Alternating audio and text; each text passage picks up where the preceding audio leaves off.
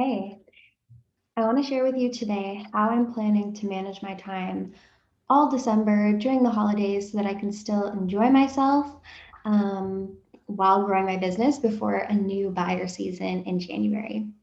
So, this is something that I'm pretty um, excited about doing. I always get excited when I'm planning to take time off, and I kind of have this pre-holiday checklist that I always go through whenever I'm going traveling or taking any type of holiday.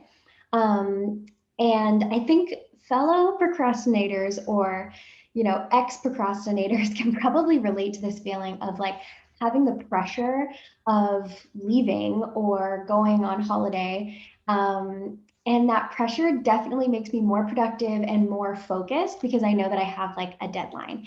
So, not to say that that's the most like productive characteristic, but it's part of my personality type and I like to work with it. So, maybe you're feeling the same. You're like, I want to take time off in December. I want to be offline maybe a little bit in December. I don't want to be on social, but I'm planning to launch in January, or, I just want to like start the new year strong. So I don't want my audience to like forget about me in the meantime. And I also don't want my business to kind of just stop running while I'm gone, right? So here's a couple of the things that we do specifically around marketing and keeping our audience warm before a new buyer season in January. So first thing that we do is we batch like crazy. So um, content batching is basically just getting ahead on a bunch of your videos that you're going to put out, socials that you're planning to release, emails that you want to send, literally everything. So images, videos, Instagram stories, like everything that you want to put out. We start the batching process by mapping out everything that we want to share for the rest of the year. And the secret to this section is to also plan out some content and maybe even batch some content for when you plan to come back. So let's say I'm planning to be offline until January 4th.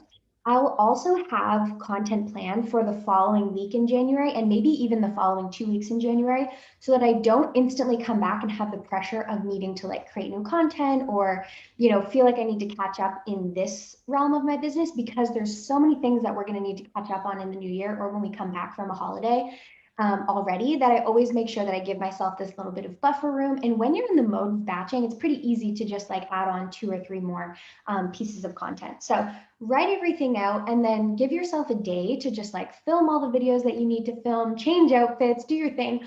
Or over the course of like a week, on Monday you film a couple of videos, on Tuesday you film your stories, on Wednesdays you write all the emails, on Thursday you write the Instagram stories that go with it, and maybe on Friday you schedule it all out.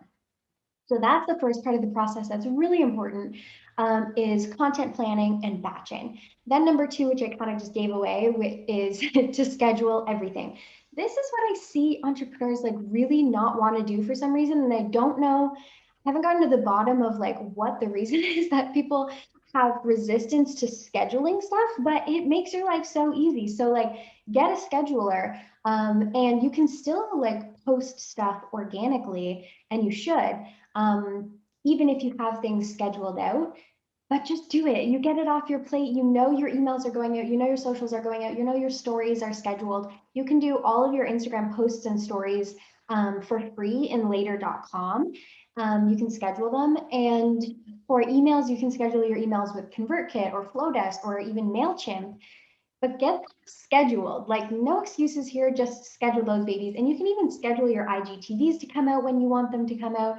Um, yeah, or if you're planning to put your videos out on YouTube, you can schedule that. If you're planning blogs, you can schedule that. So no excuses here, basically, is my point. Schedule them. Just get it out in the calendar. That way, if you plan to like show up and do some extra Instagram stories or you want to post something, that's like cute with you and your family or something, you can still do that, but for a fact the stuff that's really high value to your audience and the stuff that maybe is getting people in the right mindset about your offers before the new year is for sure scheduled and it's thought out and it's high value. Okay, schedule. Don't skip this step. I know you want to for some reason, but just don't. Okay. And then number three is we have blackouts. So This is when we set clear expectations for our audience of when we will not be online. And I think it's important to just be upfront with it. I don't think you need to like announce every time you're taking a social media detox or like a day off stories or something like that. But if you're planning to literally not be responding to emails, DMs, not posting on Instagram at all, and like not checking in with your clients for a couple days, that's fine if you're on holiday. But just make it clear to everyone that that's what's going on. And it's going to take so much pressure off of you, and it's just going to feel so good. So set that expectation right off the bat, and then also set an expectation of when you're going to be back and what they can expect from you when you do come back. So I really like to say something like, we're coming back in January, and at that point we're going to be doing this new challenge. I can't wait to share more about it with you, blah blah blah, or something like that. And oh, the other thing that I wrote down there is we also have blackout dates for ourselves when we basically have no expectation of being online. So we've pre-scheduled most of our December content, videos, all of this stuff.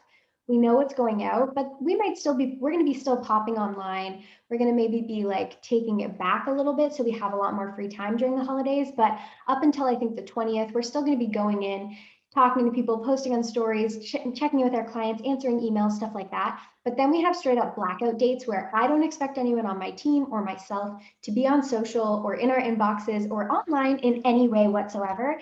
And we set those boundaries very firmly so that it's clear that like there's no expectation internally. And I think even if you're a solopreneur, this is so important to just like let yourself off the hook a little bit. Just be like, I'm not going to be online from the 20th until the 1st. And like, that's just how it's going to be. And you don't have to feel any guilt around it, because you've been so high value all year.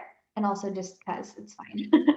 So those are some of the things that we're doing. We're making sure that we're still being highly engaged, highly active, and putting out really high quality content. Especially if you want your audience to have you at the top of your mind and see you as the go-to person in your niche in January. January is the beginning of a new buyer season, and a lot of people are motivated to make purchases in January. So I highly recommend staying on people's radar, putting out high value stuff right now. And if you want to be at the top of people's mind without constantly needing to be on and be everywhere, then you should definitely consider these 3 steps: batch, schedule, and blackout. All right, let me know what you're planning to do for the holidays, when you're taking time off, and if you're going to implement some of these tips so that you can like sit back, relax, enjoy some time with your friends and family, and still be growing your business and scale before the new year.